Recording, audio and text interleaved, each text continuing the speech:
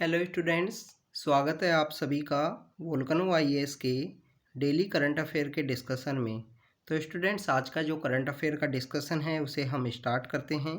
सबसे पहले अगर हम बात करें हमारी प्रीवियस क्लास के बारे में स्टूडेंट्स, प्रीवियस क्लास के अंदर हमने आपसे एक क्वेश्चन पूछा था कि आपको जो मराठा एम्पायर है उसके अंदर जो डिफरेंट डिफरेंट डायनेस्टी हैं जो रूल किया करती थी एक एक जगह से, उन जगह के बारे में आपको बताना था। तो आप देखिए कि वडोदरा नाम की जो जगह है गुजरात के अंदर, वहाँ से जो डायनेस्टी रूल किया करती थी उस डायनेस्टी का जो नाम है वो है गायकवाड़। गायकवाड़ नाम की जो डायनेस्टी है वो रूल किया करती थी वडोदरा से। पुणे के अंदर बेसिकली यहाँ पे जो पेशवा हैं वो बैठा करते थे, शनिवारवाड़ा जो जगह है वहाँ पे। इसके अलावा स्टूडेंट भोंसले हैं, नागपुर से रूल किया करते थे। भोंसले बेसिकली नागपुर से रूल किया करते थे। और जो होलकर डायनेस्टी है वो रूल किया करती जो मालवा का जो रीजन है, मालवा का रीजन बेसिकली जो प्रेजेंट समय में इंदौर आपने सुना होगा, जो स्वच्छ भारत का जो एक यहाँ स्वच्छ सर्वेक्षण है उसके अंदर भी टॉप करता है कंटिन्यू, और काफ़ी अच्छी जगह है। तो इंदौर के अंदर इंदौर से जो रूल किया करते थे, मालवा के रीजन से रूल किया करते थे, होलकर डायनेस्टी वहाँ पे रूल किया करती थी। और इसी के अंदर यहाँ पे जो सिंधिया डायनेस्टी है वो रूल किया करती थी ग्वालियर का जो रीजन है वहाँ से। तो स्टूडेंट्स, ये कुछ मराठा एम्पायर के बारे में कुछ बातें थी। मराठा एम्पायर यहाँ पे दिल्ली के ऊपर वो कब्जा करना चाहते थे, दिल्ली के ऊपर वो रूल करना चाहते थे।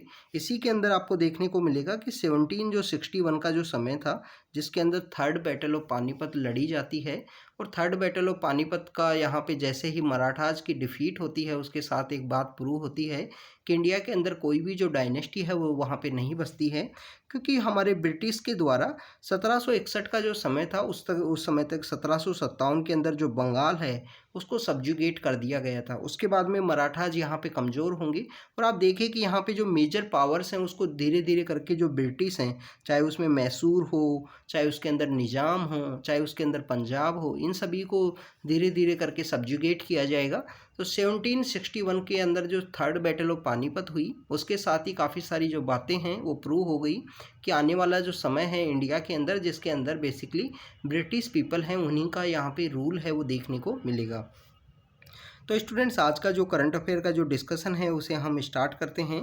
अभी रिसेंटली स्टूडेंट्स हमारी जो फार्मास्यूटिकल इंडस्ट्री है उसके ऊपर काफ़ी सारे जो क्वेश्चंस हैं वो रेज हुए हैं, क्योंकि रिसेंटली इंडिया से जो मैन्युफैक्चर्ड जो कफ सिरप है वो बेसिकली उसको कंज्यूम करने से जो गैम्बिया है, जो गैम्बिया नाम का जो कंट्री है हमारा सदर्न अफ्रीका के अंदर में, बेसिकली अफ्रीका कॉन्टिनेंट के अंदर में, तो वहाँ पे काफ़ी सारे चिल्ड्रंस की डेथ हुई। अभी रिसेंटली जो उज्बेकिस्तान है उसके अंदर भी रिसेंटली कफ सिरप को कंज्यूम करने से ही डेथ हुई काफ़ी सारे चिल्ड्रंस की। तो इसकी वजह से इंडियन फार्मास्यूटिकल इंडस्ट्री के ऊपर एक क्वेश्चन है वो रेज हुआ है कि किस तरीके से क्या इंडियन फार्मास्यूटिकल इंडस्ट्री के अंदर अनएथिकल प्रैक्टिस की जाती हैं कफ सिरप है उसको मैन्युफैक्चर करने में, या कुछ ऐसी अनएथिकल प्रैक्टिस जिसके अंदर जो सब्सटेंस है वो काफ़ी ज़्यादा यहाँ पे हमारी बॉडी के ऊपर इफ़ेक्ट कर सकता है, उसको यूज़ किया जाता है क्या। तो बेसिकली स्टूडेंट्स, हमारी जो फार्मास्यूटिकल इंडस्ट्री है उसके अंदर किस तरीके की जो हम बात करें कि अनएथिकल प्रैक्टिस की जाती हैं, इससे रिलेटेड एक पर्सनैलिटी हैं दिनेश ठाकुर। दिनेश ठाकुर वो पर्सन है जो कंटिन्यू हमारी इंडिया की जो फार्मास्यूटिकल इंडस्ट्री है उसके अंदर जो अनएथिकल प्रैक्टिस की जाती हैं, कोई ऐसी प्रैक्टिस की जाए जो हमारी ह्यूमंस के लिए सही नहीं है, उसके लिए वो कंटिन्यू रेज करते रहते हैं अपनी वॉइस, चाहे वो न्यूज़पेपर के थ्रू हो या हमारी जो मिनिस्ट्रीज़ हैं उन मिनिस्ट्रीज़ को, ministry of health and family welfare को यहाँ पे सजेशन देना हो, तो उससे रिलेटेड वो कंटिन्यू यहाँ पे जो अपनी जो वॉइस है वो रेज करते रहते हैं। तो आप उनके बारे में ज़रूर रीड करना, आप एथिक्स के अंदर या कहीं भी उनका जो नेम है वो भी कोट कर सकते हो, क्योंकि दिनेश ठाकुर सर के द्वारा काफ़ी अच्छे वर्क किए गए हैं, उसके बारे में आपको पता होना चाहिए। काफ़ी अच्छी किताबें भी लिखी गई हैं उनके द्वारा, और इनके इंटरव्यूज़ भी यहाँ पे यूट्यूब के ऊपर आपको अवेलेबल होंगे, तो आप ज़रूर देखना उनके बारे में। नाम है दिनेश ठाकुर। आप ज़रूर, जो अच्छी पर्सनैलिटीज़ हैं इनको अगर आप आपके आंसर्स के अंदर भी कोट करोगे तो उसमें भी आपको बेनिफिट होता है स्टूडेंट्स। तो यहाँ पे अगर हम बात करें इथाइलोन ग्लाइकोल की, तो ये बेसिकली वो सब्सटेंस है जिसके बारे में कंटिन्यू जो न्यूज़ हैं वो आ रही हैं, क्योंकि इसको यूज किया जाता है हमारी जो फार्मास्यूटिकल इंडस्ट्री है उसके अंदर में। बेसिकली इथाइलिन ग्लाइकोल की अगर हम बात करें स्टूडेंट्स, ये एक कलरलेस, ऑर्डरलेस, एक एल्कोहलिक जो कंपाउंड है ये यहाँ पे बेसिकली हमारे लिए एक फेटल हो सकता है अगर हम इसको कंज्यूम करते हैं तो, बट इसको यहाँ पे इंडियन फार्मास्यूटिकल इंडस्ट्री के अंदर स्पेशल जो कप सिरप है उसके अंदर इसको यूज किया जाता है। स्टूडेंट द स्वीट इसका टेस्ट होता है हो, तो इसकी वजह से इसको ये बेसिकली विशियस लिक्विड होने की वजह से रूम टेम्परेचर के ऊपर ये एक विशियस लिक्विड होता है और इसका जो टेस्ट है वो आपको स्वीट देखने को मिलेगा। मोस्टली इसको यूज़ जो किया जाता है इथाइलिन ग्लाइकोल को, वो यूज़ किया जाता है जो ऑटोमेटिव एंटी फ्रीज जो इंडस्ट्री हैं, इसके अलावा रॉ मटेरियल के रूप में यहाँ पे मैन्युफैक्चरिंग करने के लिए पॉलिस्टर फाइबर हैं, वहाँ पे इसको मैन्युफैक्चर करने के लिए भी इसको यूज़ किया जाता है। स्टूडेंट्स यहाँ पे अगर हम बात करें कि ये बेसिकली और भी बहुत सारी इंडस्ट्री हैं जहाँ पे इथाइलिन ग्लाइकोल को यूज़ किया जाता है, वो हैं हाइड्रोलिक ब्रेक फ्लूइड के अंदर में, स्टाम्प पैड इंक जो होती है उसके अंदर में, बॉल पॉइंट जो बॉल पॉइंट पेन होते हैं, सॉल्वेंट्स होते हैं, पेंट है, कॉस्मेटिक इंडस्ट्री है एंड प्लास्टिक इंडस्ट्री है, इसके अंदर बेसिकली इसको यूज किया जाता है इथाइलिन ग्लाइकोल को। तो अब हमारी क्वेश्चन यहाँ पे रेज होता है कि हमारी फार्मास्यूटिकल इंडस्ट्री के अंदर इसको क्यों यूज किया जाता है। उसके बिहाइंड में अगर हम बात करें students, di ethylene glycol and ethylene glycol को एक एडल्ट्रेंट्स के रूप में भी काम करते हैं स्टूडेंट्स, और एडल्ट्रेंट्स के रूप में काम करने की वजह से इसको इलीगली वे में यहाँ पे जो लिक्विड ड्रग है उसके अंदर इसको यूज किया जाता है। इसके अलावा अगर हम बात करें di ethylene glycol and ethylene glycol को, यहाँ पे फार्मास्यूटिकल जो कंपनी है वो इसको यहाँ पे यूज करती हैं एक अल्टरनेटिव जो नॉन टॉक्सिक सॉल्वेंट है, ग्लिसरीन है, प्रोपिलीन ग्लाइकोल है, उसका यहाँ पे कॉस्ट को कट करने के लिए बेसिकली इसको एक अल्टरनेटिव के रूप में यूज किया जाता है। तो उसका एक अल्टरनेटिव के रूप में इसको यूज किया जाता है। इसके अलावा स्टूडेंट्स अगर हम बात करें कि हम बेसिकली अगर हम इथाइलिन ग्लाइकोल को कंज्यूम करते हैं तो हमारी हेल्थ के ऊपर क्या इफ़ेक्ट होगा, तो स्टूडेंट्स यहाँ पे हेल्थ के ऊपर काफ़ी सीवियर इम्पैक्ट आपको देखने को मिलता है।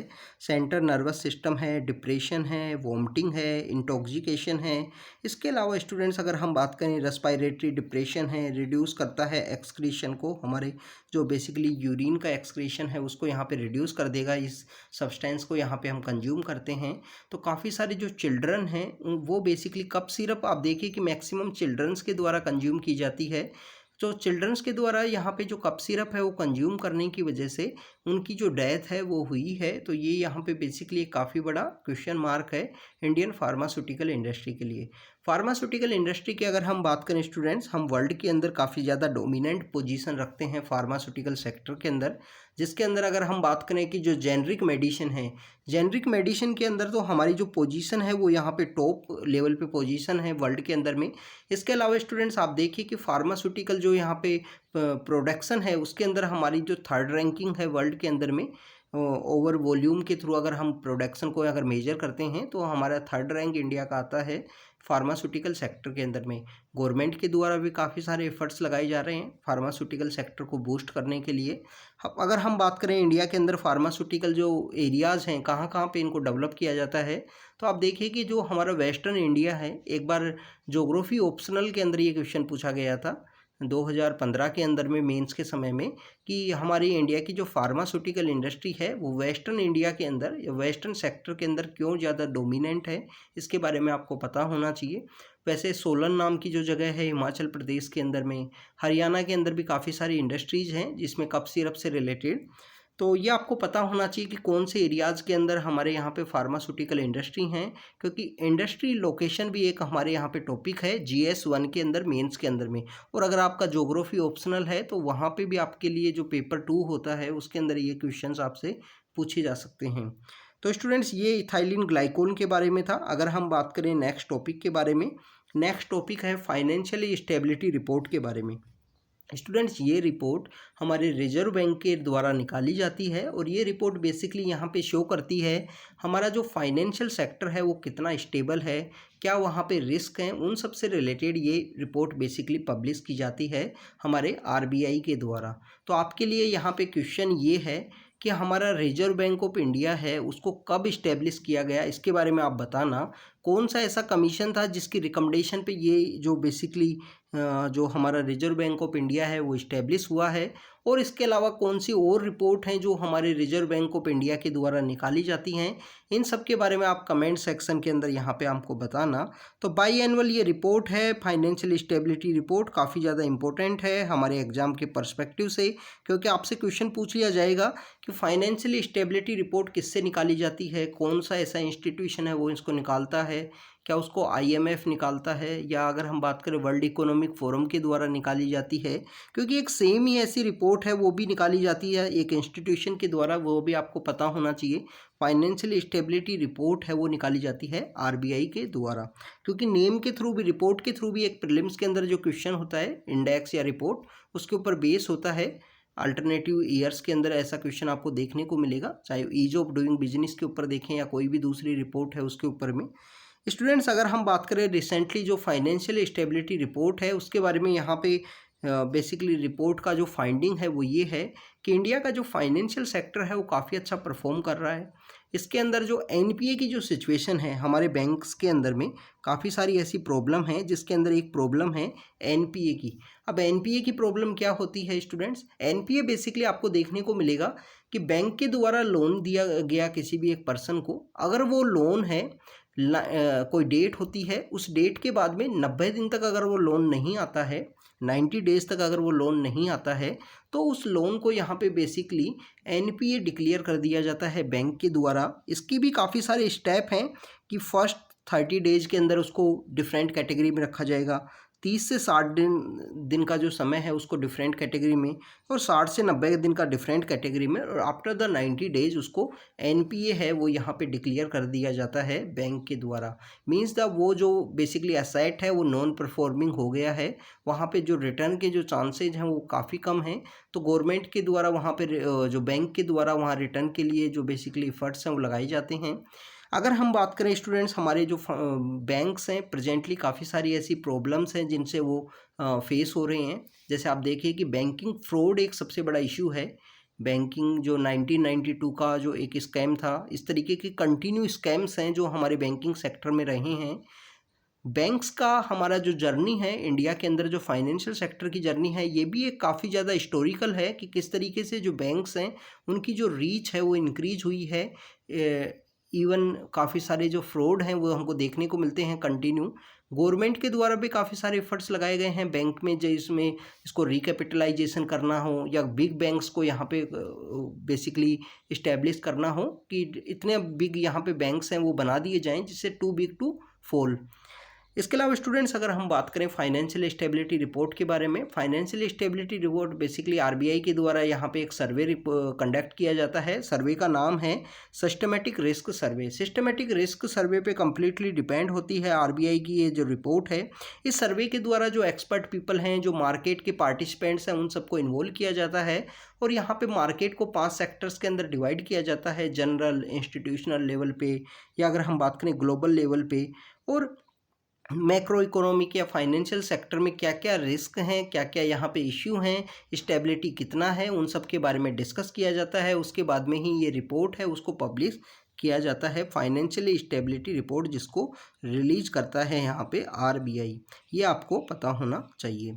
अगर हम बात करें स्टूडेंट्स नेक्स्ट टॉपिक की, नेक्स्ट टॉपिक है मिशन पूर्वोदया के बारे में। Mission Purvodaya basically students, Purvodaya means Hindi में अगर पूर्व वर्ड की अगर हम बात करें, पूर्व का मतलब होता है ईस्ट, तो हमारा पूर्वोदया, पूर्व का जो सेक्टर्स हैं उनको उदय करने की, हमारे ईस्टर्न इंडिया का यहाँ पे राइजिंग का समय है प्रेजेंट समय। कैसे राइजिंग का समय है? क्योंकि आप देखिए कि हमारा जो एनर्जी सेक्टर है, चाहे वो कोल है, आयरन है, स्टील है, एनर्जी सेक्टर, या अगर हम बात करें इंडस्ट्री सेक्टर है, वो कम्प्लीटली डिपेंडेंट है हमारे ईस्टर्न इंडिया के इन स्टेट्स के ऊपर में, जहाँ पे कोल इंडस्ट्री डोमिनेट करती है, जिसके ऊपर एनर्जी के ऊपर हमारा कंप्लीट कंट्री डिपेंड है। इसके अलावा अगर हम बात करें कि जो आयरन और स्टील इंडस्ट्री हैं, जो हमारे कंट्री के लिए काफ़ी अच्छी एक पोजीशन रखते हैं मैन्युफैक्चरिंग सेक्टर में, तो उनके ऊपर भी हम ईस्टर्न इंडिया के अंदर ही उनकी यूनिट्स हमको देखने को मिलती हैं। तो मिशन पूर्वोदया का बेसिक पर्पज़ ये है कि यहाँ पे बेसिकली बताना है कि मिशन पूर्वोदया के थ्रू जो हमारे इंटीग्रेटेड सेक्टर हैं स्टील सेक्टर से रिलेटेड, उन सबको यहाँ पे कनेक्ट करना है, अच्छी कनेक्टिविटी उनको प्रोवाइड करनी है। 2020 के अंदर इस मिशन को लॉन्च किया गया था, मिशन पूर्वोदया को 2020 के अंदर इसको लॉन्च किया गया। इसका मेन पर्पज़ यहाँ था कि ईस्टर्न इंडिया के अंदर इंटीग्रेटेड स्टील सेंटर्स हैं, उनको यहाँ पे डेवलप करना है। स्टूडेंट्स, इसके अंदर बेसिकली ईस्टर्न इंडिया की कुछ स्टेट्स हैं जिनको यहाँ पे काउंट किया गया है। अब ईस्टर्न इंडिया के कौन कौन से स्टेट्स हैं आप देखिए कि उड़ीसा है, उड़ीसा को यहाँ पे रखा गया है, झारखंड को रखा गया है, छत्तीसगढ़ है और वेस्ट बंगाल है। ये चार जो स्टेट हैं वो कम्प्लीटली रखे गए हैं। इसके अलावा जो नॉर्दर्न पार्ट है, नॉर्थ ईस्टर्न पार्ट है आंध्र प्रदेश का, उसको भी यहाँ पे रखा गया है, क्योंकि इन सब एरियाज़ के अंदर क्रोमाइट है, बॉक्साइट है, डोलोमाइट है, इनके जो रिजर्व हैं वो हमको देखने को मिलते हैं। और स्टील सेक्टर का जो यहाँ पे जो मैन्युफैक्चरिंग सेक्टर है या प्योर स्टील जो मैन्युफैक्चर किया जाता है, उनके लिए इन सेक्टर बेसिकली इनका जो प्रेजेंस है वो काफ़ी ज़्यादा इम्पोर्टेंट है। मिशन पूर्वोदया के थ्रू यहाँ पे जो ईस्टर्न इंडिया में जो कनेक्टिविटी है उसको इंक्रीज किया जाएगा। उसी से रिलेटेड स्टूडेंट्स अभी हमारे यहाँ पे जो वंदे भारत स्कीम है, वंदे भारत जो ट्रेन है, जिसको पहले ट्रेन 18 के नाम से भी जाना जाता था, तो वंदे भारत जो ट्रेन है उसको भी अभी रिसेंटली लॉन्च किया गया है। आप देखिए कि हमारा जो ऑनरेबल प्राइम मिनिस्टर हैं उनके द्वारा वेस्ट बंगाल का जो रीजन है वहाँ पे भी वंदे भारत स्कीम लॉन्च की गई है। तो यहाँ मेन पर्पज़ ये है कि लॉजिस्टिक जो ट्रांसफॉर्मेशन है, इंफ्रास्ट्रक्चर, मल्टी मॉडल कनेक्टिविटी है, जो ईस्टर्न इंडिया के थ्रू यहाँ पे कनेक्ट करनी है, जिसके अंदर फ्राइट कॉरिडोर, जो हमारी ट्रेन्स के अंदर जो फ्राइट कॉरिडोर होते हैं, इसी से रिलेटेड 2006 के अंदर में हमारी जो रेलवे हैं उनके अंदर 2006 के अंदर में डेडिकेटेड फ्राइट कॉरिडोर बनाने से रिलेटेड जो यहाँ पे एक कंपनी है उसको इस्टेब्लिश किया गया, जिसका मेन पर्पज़ ये है कि इंडिया के अंदर डेडिकेटेड फ्राइट कॉरिडोर बनाए जाएं। फ्राइट मीन्स द जहाँ पे गुड्स हैं, जो मालगाड़ी हैं, जहाँ पे जो सामान का सप्लाई हो। आप देखिए कि काफ़ी सारी जगह हमको देखने को मिलता है कि फ्राइट कॉरिडोर अलग हैं, और जो अगर हम बात करें जो पैसेंजर जो ट्रेन है उनका जो एक ही होने की वजह से काफ़ी ज़्यादा समय लगता है हमारा जो बेसिकली हम बात करें कि जो गुड्स हैं, जो सामान है, उसको सप्लाई करने में। तो इसलिए डेडिकेटेड इनकी सप्लाई की ज़रूरत स्टार्ट हुई। 2006 में एक कंपनी क्रिएट की गई मिनिस्ट्री ऑफ रेलवे के द्वारा, उसका इंडियन रेलवे के थ्रू यहाँ पे डेडिकेटेड फ्राइट कॉरिडोर्स को क्रिएट किया गया है, जिसके अंदर ईस्टर्न फ्राइट कॉरिडोर है, वेस्टर्न फ्राइट कॉरिडोर है। स्टूडेंट्स, भारतमाला है रोडवे के थ्रू, सागरमाला है वाटरवे के थ्रू, ऐसे काफ़ी सारे कनेक्टिविटी की गवर्नमेंट के एफर्ट्स हैं, जिसके थ्रू ईस्टर्न इंडिया को यहाँ पे कनेक्ट करने की कोशिश की जा रही है मल्टी मॉडल ट्रांसपोर्ट मोड के थ्रू। तो स्टूडेंट्स, ये मिशन पूर्वोदया के बारे में था, जो ईस्टर्न सेक्टर हैं जिसमें 4 स्टेट्स हैं और नॉर्थ ईस्टर्न पार्ट है आंध्र प्रदेश का। 4 स्टेट कौन कौन से हैं स्टूडेंट्स? वेस्ट बंगाल है, झारखंड है, छत्तीसगढ़ है और उड़ीसा का जो स्टेट है, इनको यहाँ पे कंप्लीट रखा गया है मिशन पूर्वोदया के अंदर में। तो कनेक्टिविटी से रिलेटेड है ईस्टर्न सेक्टर का कनेक्टिविटी, जहाँ पे हमारे स्टील इंडस्ट्री डोमिनेट करती है। तो स्टूडेंट्स, ये आज का हमारा करंट अफेयर का डिस्कशन था। आप कंटिन्यू हमारे साथ बने रहिए, हम इसी तरीके से आपको यहाँ पे करंट अफेयर अपडेट करते रहेंगे। और अब हार्डवर्क का समय आ गया है स्टूडेंट, 2023 का समय आ चुका है, तो अब अच्छे से अपनी प्रिपरेशन है उसको स्टार्ट कीजिए। Thank you students, thank you very much.